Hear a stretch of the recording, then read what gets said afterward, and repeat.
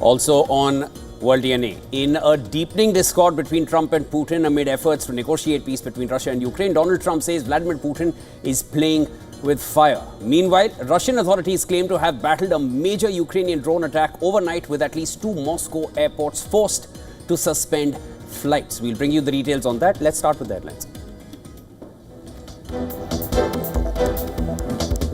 The Trump administration asks embassies to pause student visa processing as it plans to mandate foreign students to undergo vetting of their social media. Marco Rubio says pause to last until further guidance on this is issued.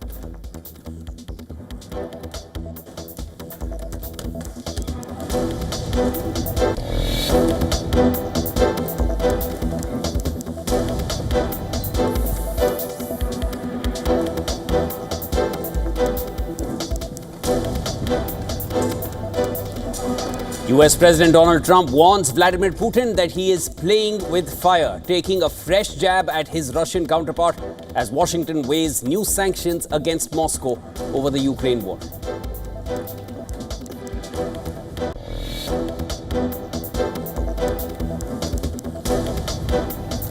Russian authorities say they battled a major Ukrainian drone attack with at least 2 Moscow airports forced to suspend flights. 112 Ukrainian drones destroyed and intercepted in 6 different regions.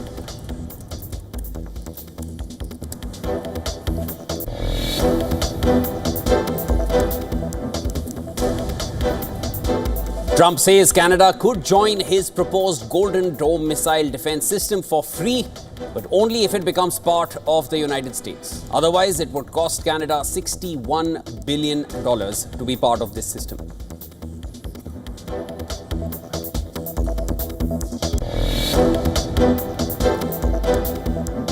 King Charles hails Canada as strong and free as he delivers a major speech to open Parliament in Ottawa against the backdrop of US President Donald Trump's threats to take over the country.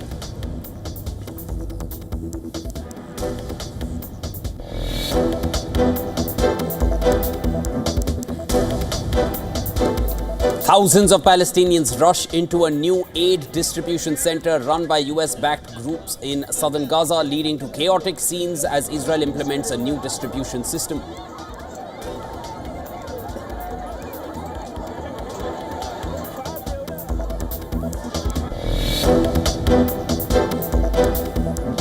SpaceX mission control loses contact with upper stage of its Starship as it leaks fuel, spins out of control and makes an uncontrolled re-entry after flying halfway around the world, likely disintegrating over the Indian Ocean.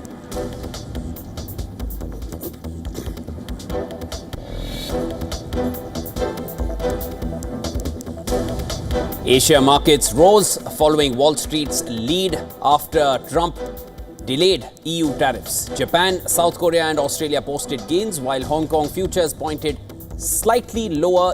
Key economic updates from Australia and New Zealand are expected later today.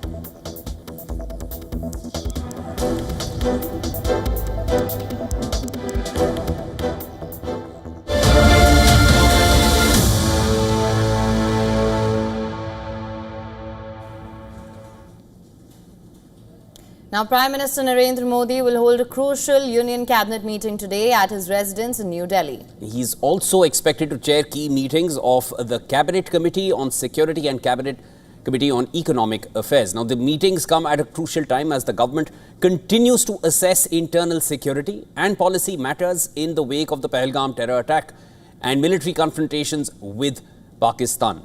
The cabinet last met on the 30th of April following the terror attack in Pahalgam that took place on the 22nd of April. Meanwhile, all-party Indian delegations continue their diplomatic outreach, conveying India's firm stance against terrorism. Jammu and Kashmir former Chief Minister Ghulam Nabi Azad, who is part of the BJP MP Baijent Panda-led delegation, was hospitalized in Kuwait due to extreme heat. In a post on social media platform X, Azad confirmed the same, further informing that he is recovering well.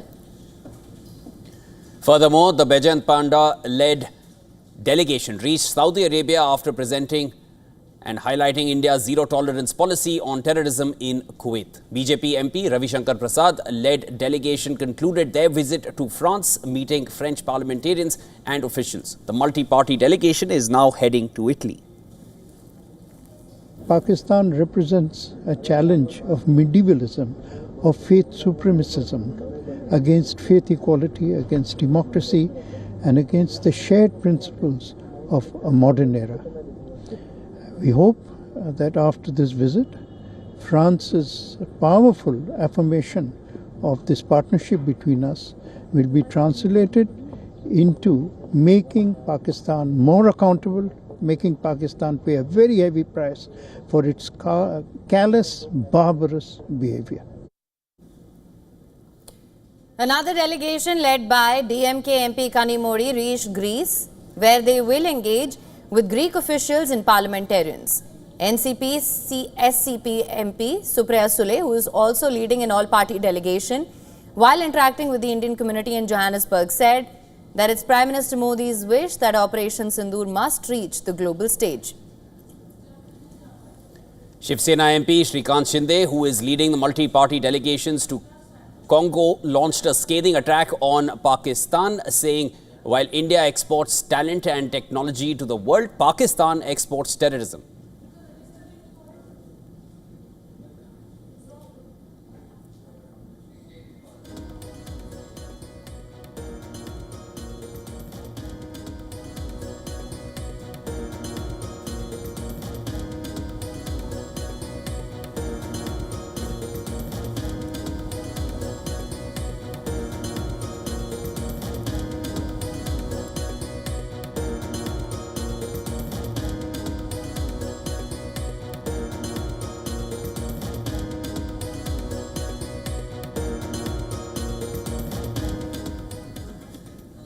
And Russian authorities claim to have battled a major Ukrainian drone attack overnight, with at least 2 Moscow airports forced to suspend flights. In a post on Telegram, the Russian Defense Ministry said that 112 Ukrainian drones had been destroyed and intercepted in 6 different regions in 3 hours up to midnight. Moscow's Mayor Sergei Sobyanin said that 12 drones heading to the Russian capital had been shot down. Some 59 had targeted the southwestern region of Bryansk. Others were fired at the Kursk, Belgorod, Tula, Oryol and Kaluga regions. The attack comes after Ukraine said it had faced the most intense 3 days of Russian drone attacks since Moscow launched its military offensive in 2022. Kyiv said Russia launched more than 900 drones up to Monday. Donald Trump has warned his Russian counterpart Vladimir Putin that he is playing with fire. In a fresh rebuke over stalled peace efforts, Trump's latest comment came after he called the Kremlin leader crazy over Russian attacks on Ukraine and warned that Moscow risked new sanctions. Now, in a post on his Truth social network, Trump said Putin does not realize that if it weren't for him, lots of bad things would have happened to Russia. He, however, did not specify what the really bad things were or make any specific threats.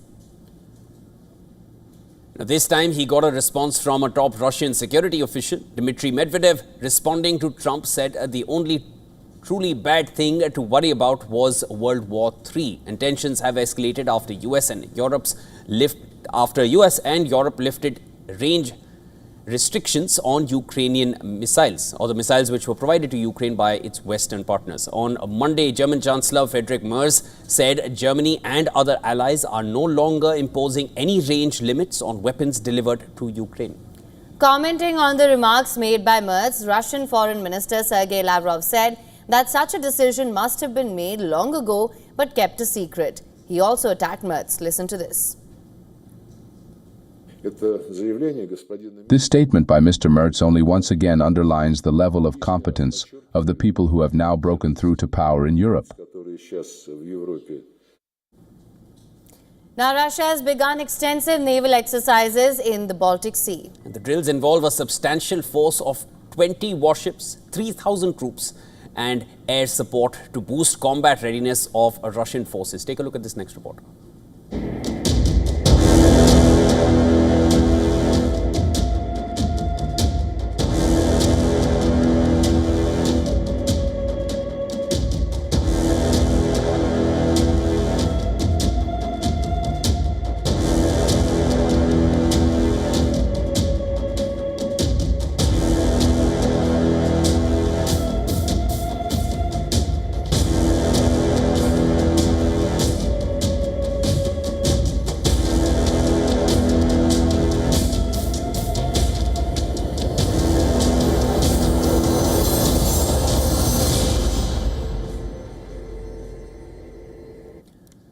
Moscow says its recent aerial strikes were in response to Kiev's escalating drone strikes.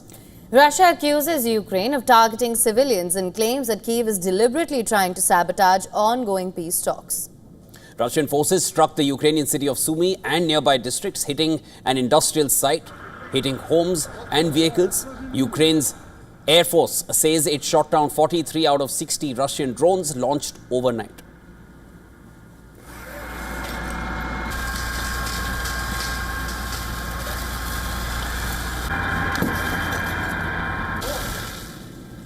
Ukraine has also claimed that its forces struck a Russian military train. Ukrainian intelligence said that the train they struck was carrying fuel in Zaporizhia. For 3 consecutive nights, Russia has launched massive drone attacks on Ukraine, saturating its air defenses. Amid this Russian offensive, German Chancellor Friedrich Merz allowed Kyiv to attack military positions in Russia, saying there were no longer any range restrictions on arms supplied by Western allies to Ukraine.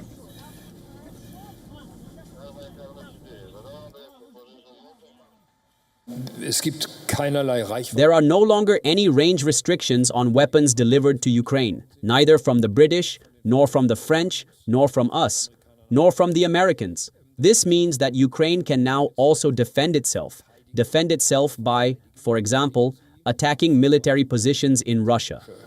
Stellungen in Russland angreift. Trump's efforts to broker peace have yet to yield significant concessions from the Kremlin, despite ongoing negotiations and several high-level phone calls.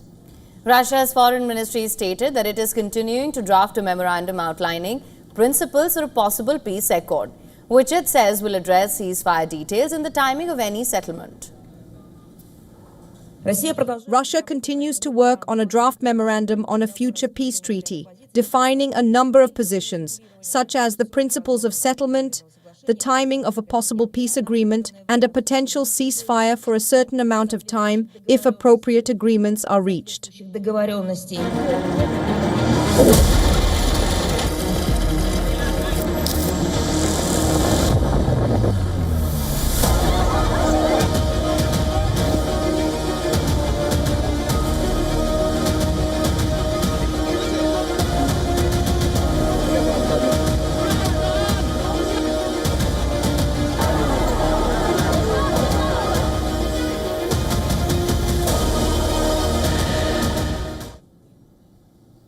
And from West Asia, on Tuesday, thousands of people in Rafah were seen rushing towards a US-backed group's aid distribution site.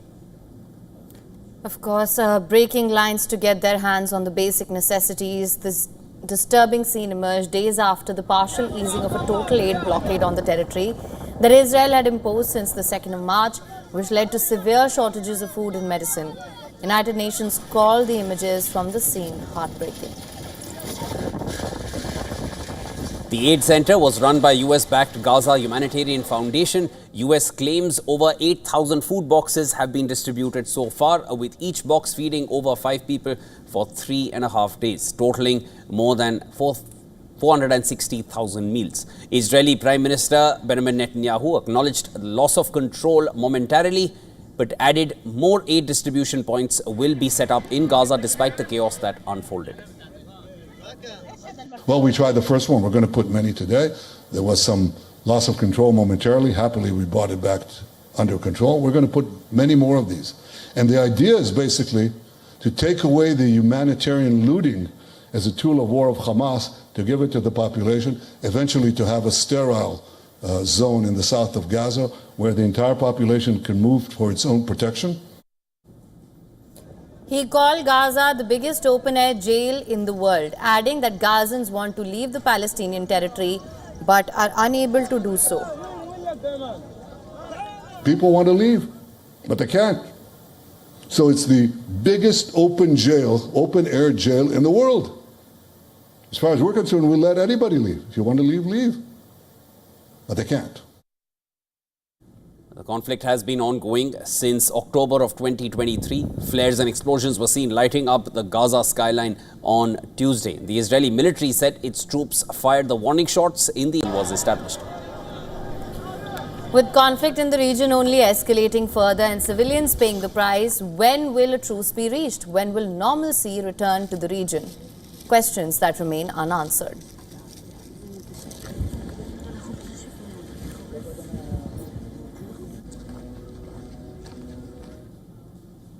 And the United States has ordered the suspension of student visa processing as President Donald Trump's administration ramps up vetting of their social media. And it is the latest move that takes aim at international students who are a major source of revenue for US universities. And this is after US Secretary of State rescinded hundreds of visas and the Trump administration moved to bar Harvard University from admitting any non-Americans. A cable signed by Rubio and seen by AFP orders embassies and consulates not to allow any additional students or exchange visas and appointment capacity until further guidance is issued. It said that the State Department plans to issue guidance to expand social media vetting for all such applications. The cable suggested that the suspension could be brief, telling embassies to receive new guidance in the coming days. State Department spokesperson Tammy Bruce did not comment directly on the cable, but said that we take very seriously the process of vetting who it is that comes into the country, quote unquote. Every sovereign country has a right to know who's trying to come in, why they want to come in, who they are, what they've been doing, and at least hopefully within that framework, determine what they will be doing while they're here. So that's nothing new.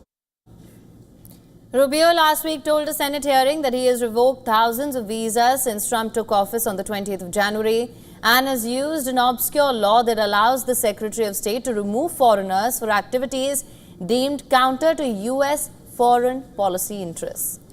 Meanwhile, the US Embassy in India has warned Indian students studying in American institutions that they may lose eligibility for future visas if they skip classes, if they drop out or leave their program of study without informing. Through a post on social media, the embassy asked Indian students to always adhere to the terms of their visa and maintain their student status to avoid any issues.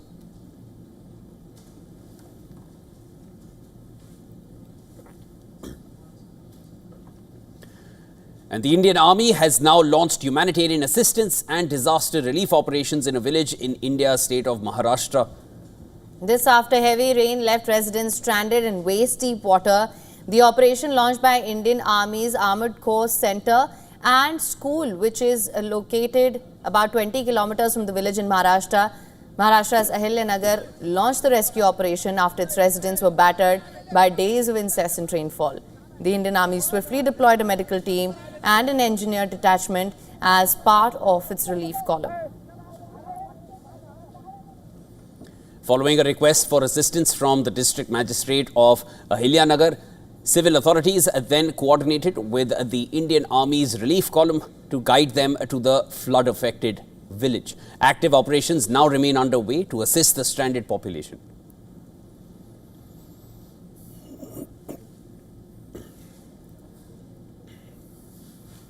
And India's coastal state of Kerala has been put on high alert after 30 containers of a Liberian vessel toppled and washed up on its coast. Authorities now fear that harmful substances, including oil and fuel, could have leaked from the ship and its cargo and could imminently endanger the marine life and health of the state's residents.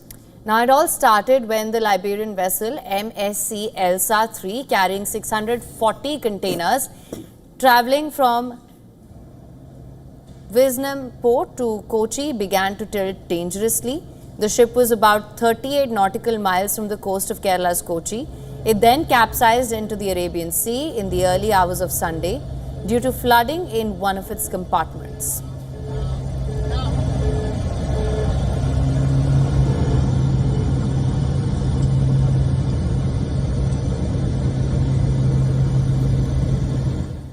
The Indian Coast Guard and the Indian Navy carried out hours-long rescue operations and safely evacuated all 24 crew members aboard the toppled vessel. While so far no oil spill has reached to the coast of Kerala, the Indian Coast Guard has deployed a ship carrying pollution control equipment to the site along with 3 vessels. Vikram, Saksham and Samarth for pollution response configuration. The vessels will be harnessing infrared cameras to detect the oil spill and disperse chemicals to contain its spread. Besides, a Dornier aircraft equipped with specialized gear which has been positioned in Kochi to undertake aerial assessments of the oil spill situation. As containment efforts remain underway, an advisory has been issued to residents living near the coast to avoid touching any containers. Meanwhile, fishermen have been advised to avoid venturing too close to the sunken ship.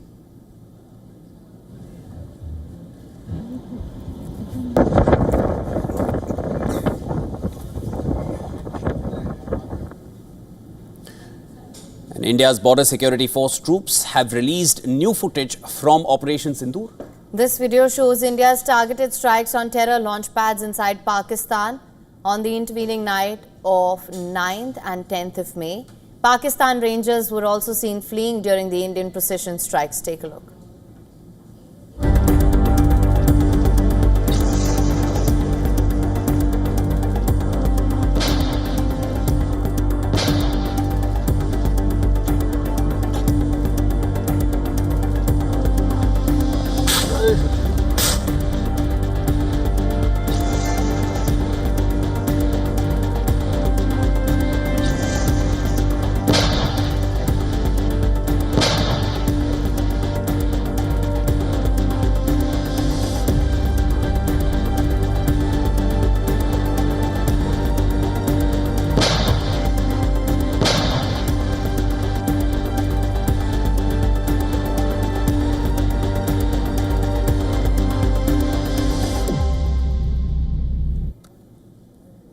And with that, it's time now for a short break. News and updates will continue on the other side on World DNA. Do stay tuned.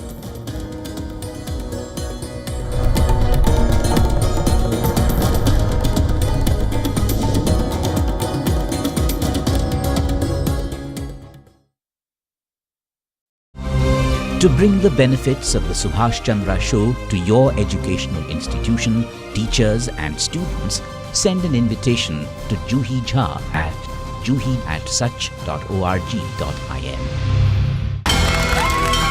From the bustling trading floors of Wall Street to the vibrant exchanges of Asian stock markets, WION breaks it down for you to make sense of what's happening.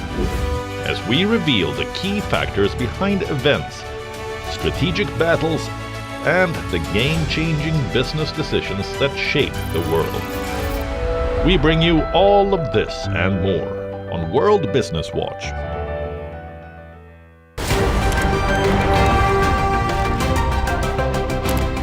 Ready to dive into your daily dose of news? Bringing you what's trending in the West and all that's setting trends in the East. And all of this served up with a side of insightful banter. We don't just bring you the latest stories. We bring you your talking points for the day. And while you do that, from the busy streets of New York, I will provide you with deeper insights on the developments through the course of the day in the U.S. The show that keeps you ahead of the global curve. A conversation you'd want to be a part of.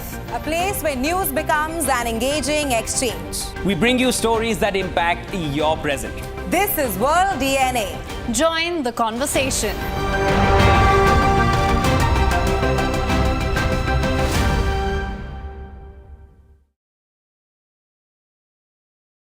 WION, India's global voice, the channel that brings you the biggest stories from across the world through India's lens. Now available in more than 190 countries worldwide, because we believe that the world is one. Watch us in Africa, Europe, USA and Canada, South America, Asia Pacific, Middle East and North African regions. Also available on these digital platforms across the world. WION. World is one.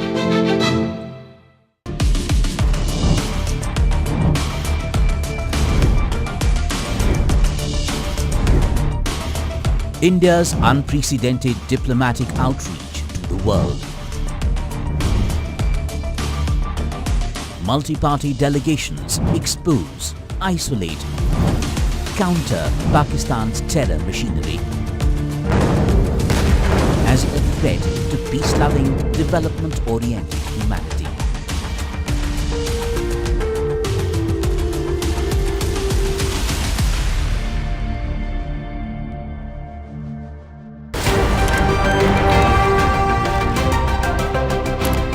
Ready to dive into your daily dose of news? Bringing you what's trending in the West and all that's setting trends in the East. And all of this served up with a side of insightful banter. We don't just bring you the latest stories. We bring you your talking points for the day. And while you do that, from the busy streets of New York, I will provide you with deeper insights on the developments through the course of the day in the US. The show that keeps you ahead of the global curve. A conversation you'd want to be a part of. A place where news becomes an engaging exchange. We bring you stories that impact your present. This is World DNA.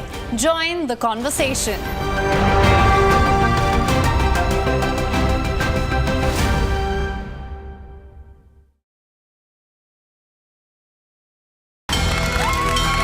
From the bustling trading floors of Wall Street to the vibrant exchanges of Asian stock markets, WION breaks it down for you to make sense of what's happening, as we reveal the key factors behind events, strategic battles, and the game-changing business decisions that shape the world. We bring you all of this and more on World Business Watch.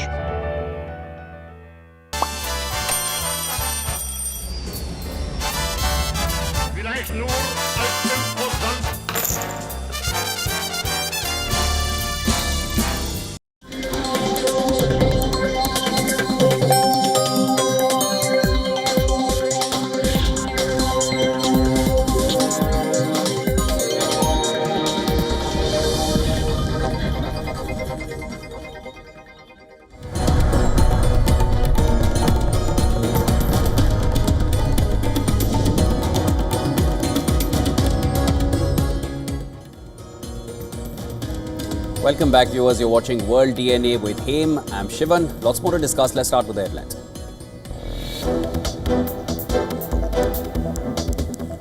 Mysterious drone-like objects sighted crossing into Indian airspace from Nepal along the Bihar border, prompting multi-agency investigation and heightened security. Border police stations intensify patrolling.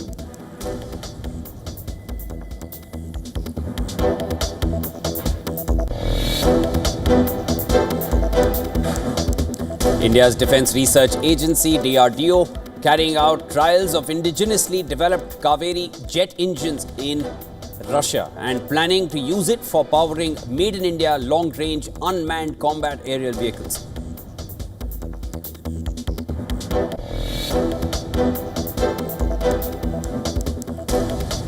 Harvard students protest after the US government says it intends to cancel all remaining financial contracts with the university after Trump administration moves to cut $100 million in federal contracts.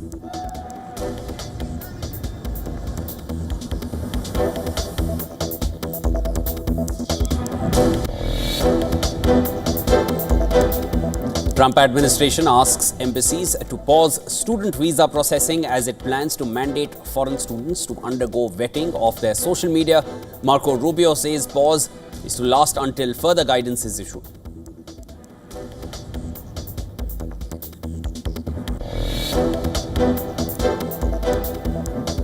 US President Donald Trump warns Vladimir Putin that he is playing with fire, taking a fresh jab at his Russian counterpart as Washington weighs new sanctions against Moscow over the Ukraine war.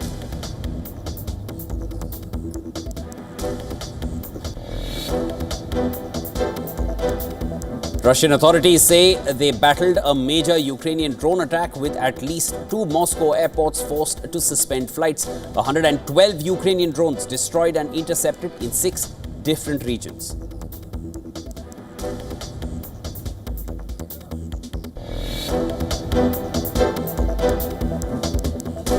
Donald Trump says Canada could join his proposed Golden Dome missile defense system for free, but only if it becomes part of the United States. Otherwise, it would cost Canada $61 billion to be part of the system.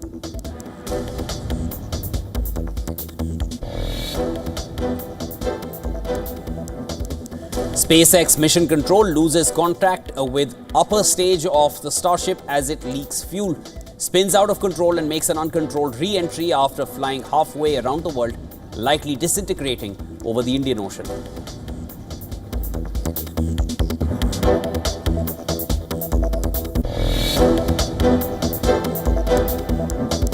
US futures held steady as investors awaited Nvidia earnings and Fed minutes. Stocks surged overnight with the Dow jumping 740 points and tech stocks leading gains.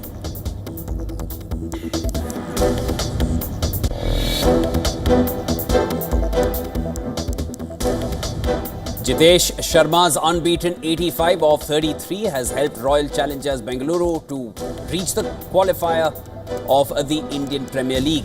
They will now face Punjab Kings for a spot in the final.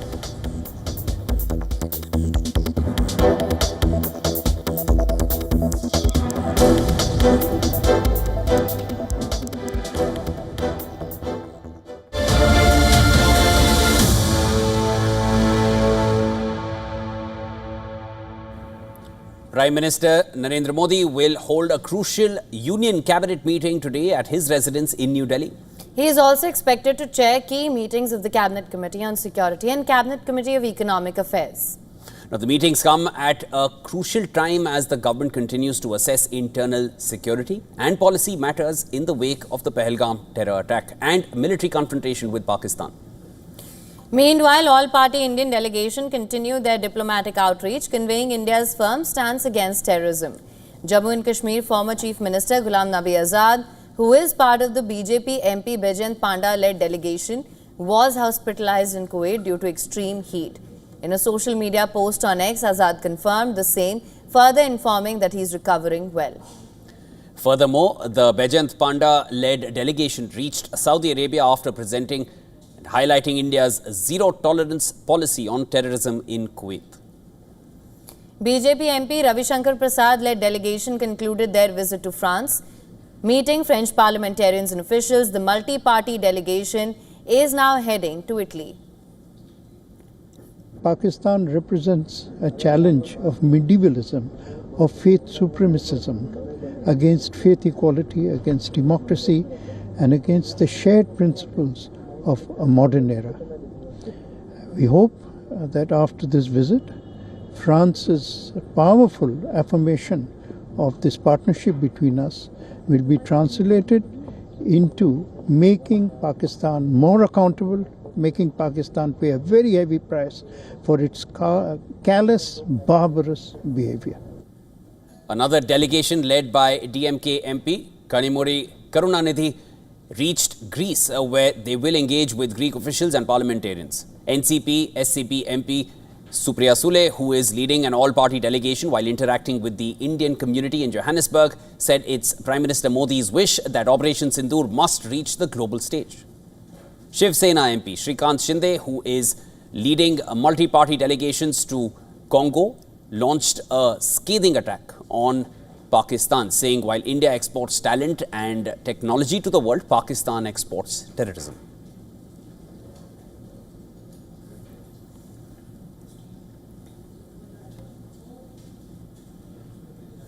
Militancy, protests and political instability. Pakistan is on the boil. Country's northwestern province of Khyber Pakhtunkhwa is at the center of the latest political showdown in Pakistan, and the province is ruled by the party of jailed former Prime Minister Imran Khan. Now the KPK government is facing accusations of widespread corruption and are demanding accountability. Pakistan People's Party carried out protests against PTI-led government. PPP supporters gathered in big numbers outside the Provincial Legislative Assembly.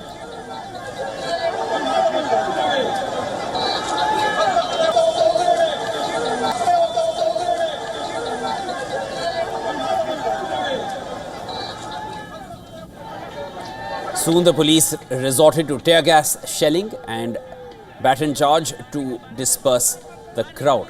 The demonstrations were part of the PPP's Save the Province campaign. In retaliation for the police crackdown on its workers, enraged PPP workers set on fire a PTI protest camp located near the Peshawar High Court. According to the police, the crackdown on The workers followed their attempt to march towards the Chief Minister's house in the red zone.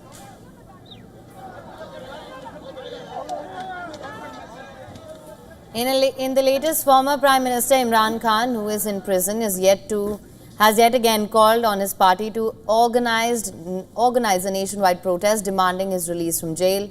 The last time when PTI workers organized a march towards Islamabad, they were met with rigorous police action. At least 4 people died and several others were injured. While Imran Khan's wife and Khyber Pakhtunkhwa Chief Minister Ali Ahmed Gandapur was taken into custody.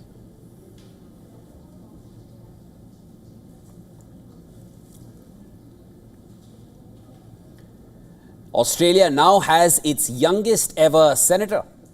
Charlotte Walker, who turned 21 on the day of Australia's federal election, has achieved this remarkable feat. Walker, a member of the ruling Labour Party, has officially been confirmed as a senator this week. Her victory came as a surprise, given that she was the party's third-ranked candidate. Well, in Australia, a party's third choice rarely wins. It's usually the top 1 or 2 candidates that have a better chance of getting elected. However, it was voters that ranked Walker top in the order of preference and helped her secure the seat. Walker is set to begin her 6-year term in July and acknowledges that the new role will be a major adjustment for her. At a mere age of 21, Walker will also be earning the standard federal lawmaker salary in Australia, which stands at over 205,000 Australian dollars and is equal to 133,000 US dollars annually. Yeah, so my term will begin on 1 July. Like in the coming days after that, I'll go to Senate school. So all the new senators from all parties will sort of get taught the ropes a little bit. I think it'll be a big adjustment. You know, it is a significant amount of time in Canberra, but you know, I think it's a balance. Obviously, you are there to serve people. And before Walker, the youngest senator was the Green Party's Jordan Steele-John, who was elected for Western Australia State in 2017 at the age of 23. Charlotte's spot in the parliament comes after the unprecedented election swing that helped Australian Prime Minister Anthony Albanese's party to win more seats than expected and give newcomers like her the opportunity to win. Albanese has also projected that 57% of Labour lawmakers will be women.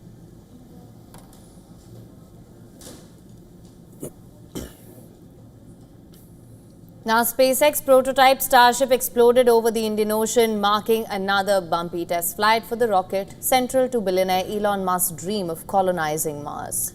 The biggest and the most powerful launch vehicle ever built lifted off around 6:36 p.m. from the company's Starbase facility. Excitement ran high among SpaceX engineers and spectators alike after the last 2 outings ended with the upper stage disintegrating in fiery cascades over the Caribbean. But signs of trouble emerged quickly. The first stage Super Heavy booster blew up instead of executing its planned splashdown in the Gulf of Mexico. A live feed then showed the upper stage spaceship failing to open its doors to deploy a payload of Starlink satellite simulators through the ship. Though the ship flew farther than on its 2 previous attempts, it sprang leaks and began spinning out of control as it coasted through space mission teams. They vented fuel to reduce the force of the expected explosion, and onboard cameras cut out roughly 45 minutes into what was meant to be a 66-minute flight. Falling short of its target splashdown zone of Australia's west coast, on social media platform X, SpaceX acknowledged the rapid unscheduled assembly while stressing that it would learn from this setback. Musk, meanwhile, vowed to pick up the pace, vowing to launch cadence for the next 3 flights will be faster, approximately 1 every 3 to 4 weeks.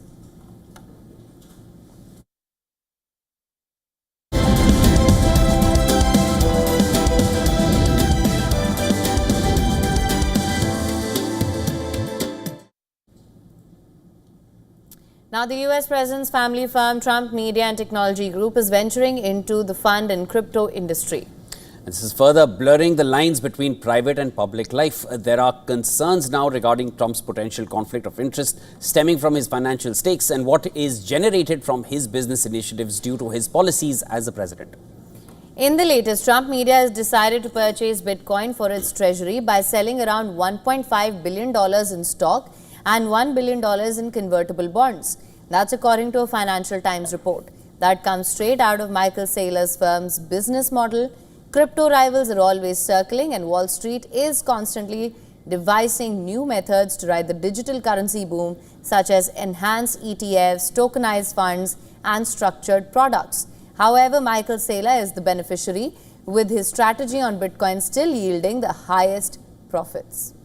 Currently, Strategy is one of the top performing stocks in the Nasdaq 100 with a 26% increase in value compared to Bitcoin's 16% growth, despite using the OG token as leverage for returns. The game plan is to turn over debt and stocks to invest that money in Bitcoin, then use the market's wild ride and repeat the process. No ETF can compete with the premium that traders pay for Saylor's stock, which is significantly higher than the value of the company's Bitcoin assets. Trump media wants to use the same strategy to make inroads into the crypto sector. Trump media has become the latest of the many Trump-affiliated businesses to invest money in the digital assets industry. The FI banner refers to the president's investments in energy, cryptocurrency and American industry that may benefit from his policies. Critics think it's unethical for a sitting US president to have a financial interest in the performance of funds linked to his name and political agenda, as these funds are built on techniques that he may influence from his office. Although it is not mandated by law, previous presidents of the United States have either divested themselves of assets or utilized blind trusts to sidestep any potential conflicts of interest. On the other hand, Trump has kept his financial exposure through entities managed by his family. According to Forbes, Trump's wealth has more than doubled to over $5 billion since last year.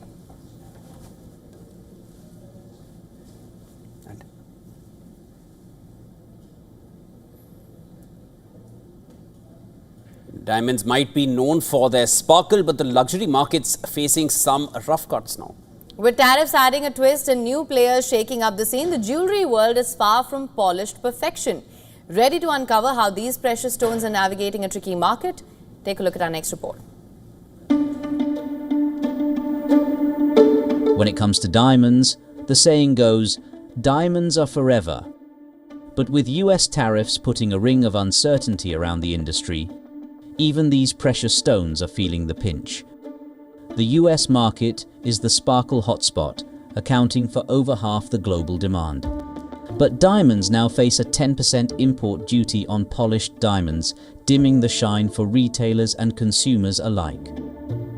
Luxury lovers are caught in a bit of a rough patch, as tariffs chip away at prices just when demand is already slowing down after a post-pandemic boom.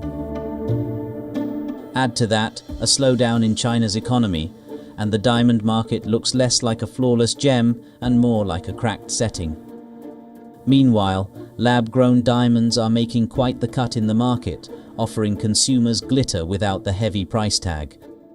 Lab-grown diamonds are often 80% cheaper than natural stones.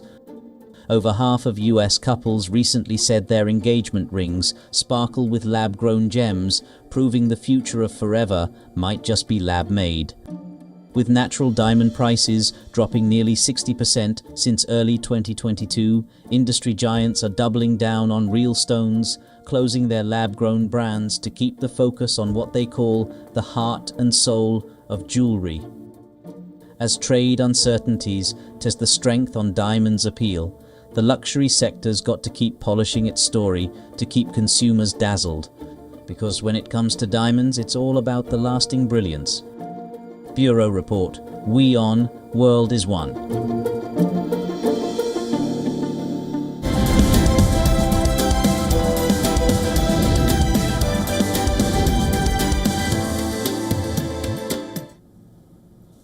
Now, former world number one Novak Djokovic has made a dominant start in his quest for a record-extending 25th Grand Slam title. The three-time champion eased past Mackenzie McDonald to reach round 2 at the French Open. The 38-year-old entered the second Grand Slam of the year, riding high after winning his 100th ATP Tour level title in Geneva. The match began amid strong gusts of wind across court Chatria. The first set stayed on serve until game 5. Then Djokovic broke through and went on to take the set 6-3. The roof was closed early in the second set, but Djokovic's momentum was untouched. He continued to dictate play from the baseline and soon built a commanding 2-sets-to-love lead. McDonald struggled to cope with the Serbs' depth and consistency, and Djokovic wrapped it up 6-3, 6-3, 6-3 in just under 2 hours.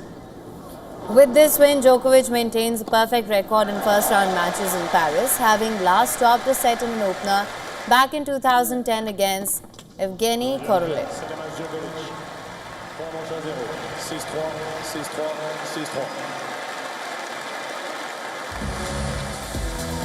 Well, the emotions were really nice. Last time I was there playing was finals of Olympics, so of course I did relive those memories that were wonderful. And but you know, it was quite challenging conditions, I think, at the beginning of the match with the wind and rain and everything that was happening. So you know, it took me some time to really find the rhythm on the court with striking the ball and moving.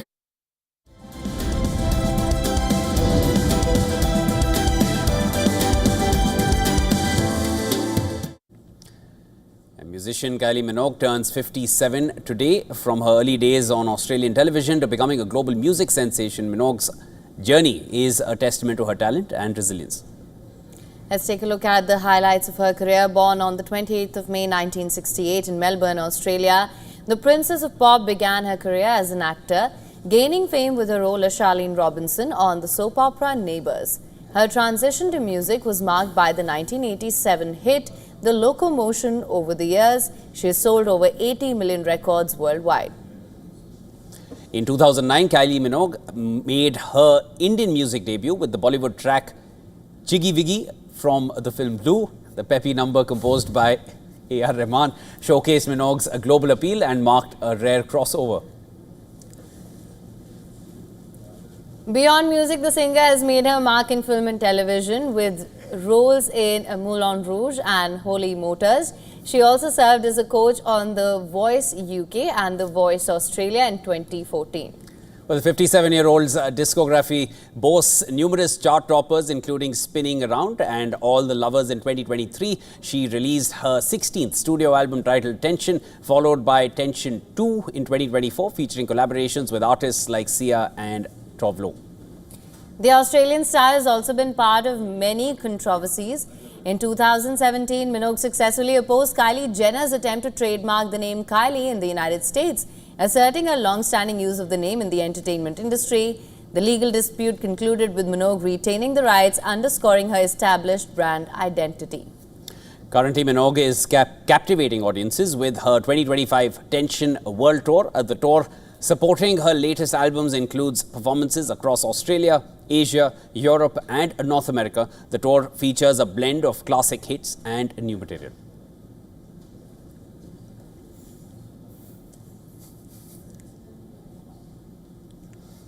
And the magical world of Harry Potter is set to enchant a new generation, with HBO officially announcing the fresh faces who will lead its highly anticipated series adaptation. This is following a massive open casting call that saw 30,000 aspiring wizards.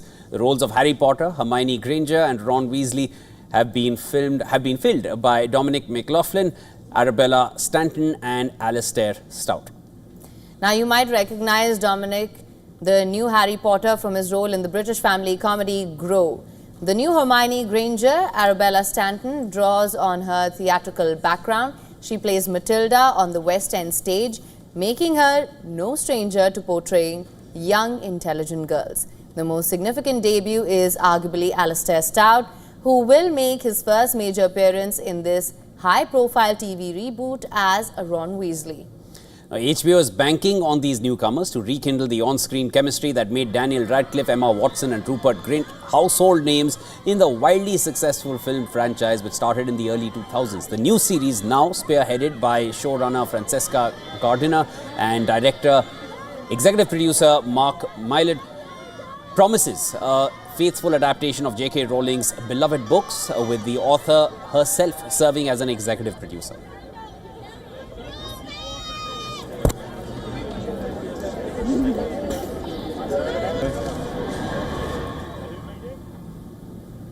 And with that, it's a wrap on this edition of World DNA. And before we go, we are going to leave you here with climate stories making headlines across the world. Short break. After that, stay with us. This is WION World as well.